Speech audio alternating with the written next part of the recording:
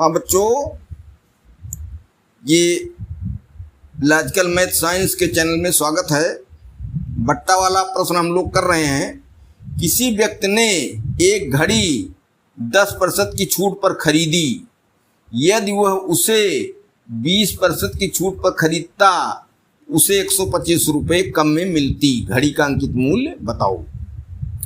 छूट जहाँ है अंकित मूल्य रहबे करेगा, बढ़ा कर दाम लिखता है दुकानदार। तो कोई अंकित मूल्य था घड़ी पर और 10% छूट दिया, उसने खरीद लिया, कुछ पैसा दिया, जो पैसा देना था दे दिया। फिर कह रहा है कि अगर वो दूनी छूट अर्थात 10% की बजाय 20% छूट देता तो उसे 125 रुपये कम में घड़ी मिलती। तो पहली बार जितने में खरीदा था, बाद में 125 रुपये कम में ही मिल जाती। घड़ी का अंकित मूल्य बताओ। तो घड़ी का अंकित मूल्य हम 100 रुपये मान लें, ठीक। और 100 रुपये मान के दोनों छूट पर उसका विक्रय मूल्य निकाल लें और विक्रय मूल्य का अंतर निकाल लें। अंतर आएगा, वो अंतर 100 रुपये के लिए होगा, 125 रुपये पर हम मालूम कर लें। बस माना घड़ी का अंकित मूल्य बराबर 100 रुपये। समझो क्रय रुपये क्रय मूल्य होता है। प्रथम छूट बराबर 10%, इसलिए 10% छूट हुई 100 पर, तो विक्रय मूल्य कितना बना? बराबर 90 रुपये। अरे भाई कुछ मौखिक रूप से करो। द्वितीय छूट बराबर 20%, इसलिए विक्रय मूल्य। दूसरी छूट जो दे रहा है तब पहली छूट नहीं देगा। एक बार 10% दिया और फिर 10% ना दे करके 20% दिया, अलग अलग दिया दोनों छूट। नहीं बट्टा श्रेणी मान लो, क्रमिक बट्टा दो बट्टा नहीं है कि 10 भी दिया और 20 भी दिया उसी मिला के। या तो 10 दिया है या तो सीधे 20 दिया है। तो एक बार 10 पर निकाले, एक बार 20 पर। विक्रय मूल्य कितना हो गया? 80 रुपये, ठीक। इसलिए अंतर बराबर 90-80 में अंतर क्या हुआ? 10 रुपये, ठीक। अब अंतर कितना है? 125, क्योंकि 10 अंतर पर अंकित मूल्य बराबर 100 रुपये। इसलिए एक अंतर पर 100/10, इसलिए 125 अंतर पर बराबर 100 गुणे 125/100, ठीक। और ये जो है फिर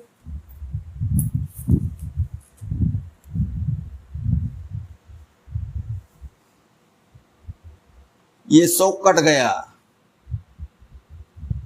नहीं भाई ये 10 है, ये 10 रहेगा।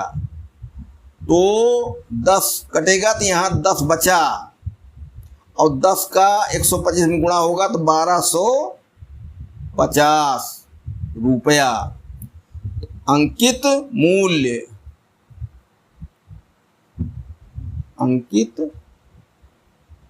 मूल्य बराबर 1250 रुपया। ये ऑप्शन नंबर बी सही है। अगला क्वेश्चन है, एक वस्तु अंकित मूल्य पर 5% की छूट देकर 950 रुपये की है। वस्तु का अंकित मूल्य बताओ। तो अंकित मूल्य मान लिया जाए। माना अंकित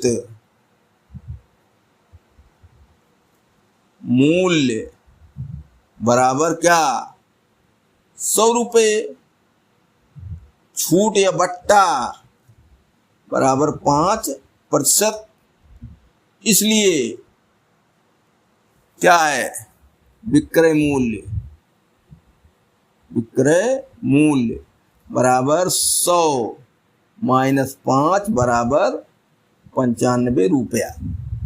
ठीक, अब क्या मिला हमको, 95 रुपये विक्रय मूल्य है तो अंकित मूल्य 100 रुपये, इसलिए 1 इसलिए 950। चूंकि 95 विक्रय मूल्य तब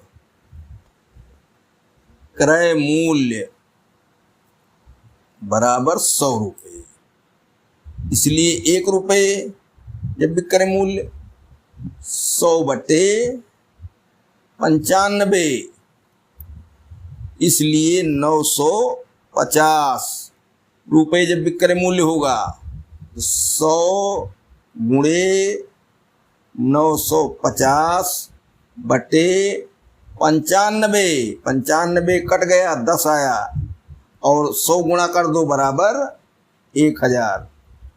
ठीक, तो अंकित मूल्य बराबर 1000 रुपये। ये ऑप्शन नंबर बी सही है। अगला क्वेश्चन है, किसी कमीज का मूल्य 15% छूट देने के बाद 119 है, 15% बट्टा देने के बाद 119 है, छूट के पहले कमीज का अंकित मूल्य क्या था। तो हम अपना अंकित मूल्य मान लें, माना अंकित मूल्य बराबर 100 रुपये।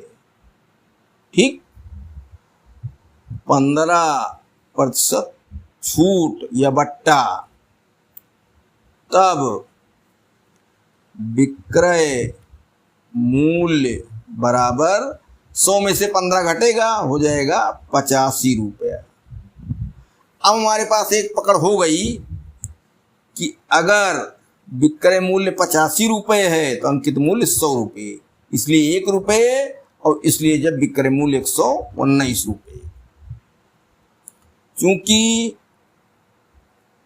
85 रुपये विक्रय मूल्य पर अंकित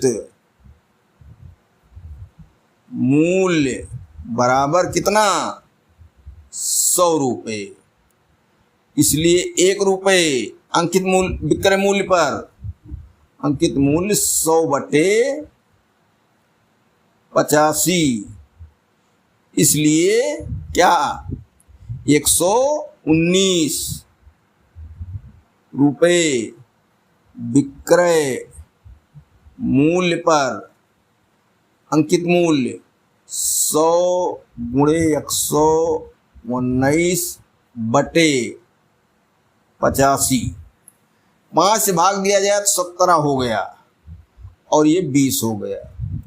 फिर 17 सत्ते 119 और 2 सत 14 बराबर 140 रुपये। क्या हुआ, अंकित मूल्य बराबर 140 रुपया। ये